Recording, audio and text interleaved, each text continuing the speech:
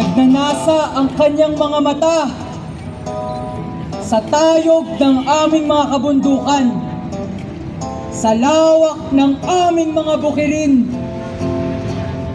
sa lalim ng aming mga ilog, at nagbibingi-bingihan sa kalam ng aming sikmura.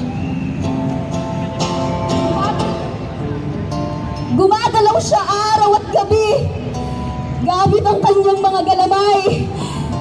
Minsan, nakikipagkamay. Minsan, nakangiti.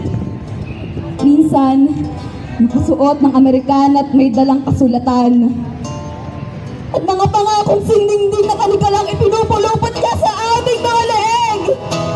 Tinitimbang niya ang bawat bundok, ang bawat puno, ang bawat piraso ng ulap. Kinikwenta niya ang ganansyang mapapala. Pinipiga niya ang bawat sulok hanggang tumulo ang huling patak ng yaman. At sa aming pagtutol, siya niya rin pinipiga ang aming katawan.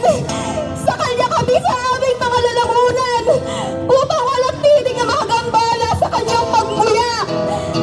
Pinipiga niya ang aming katawan hanggang ang uhaw niya sa tubo ay maging uhaw rin sa dugo.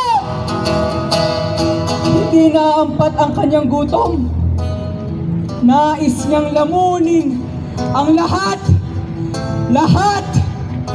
Lahat!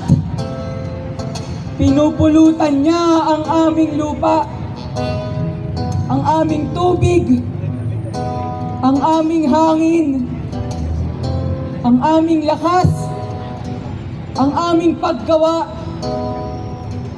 ang aming mga pangarap, ang aming mga bukas.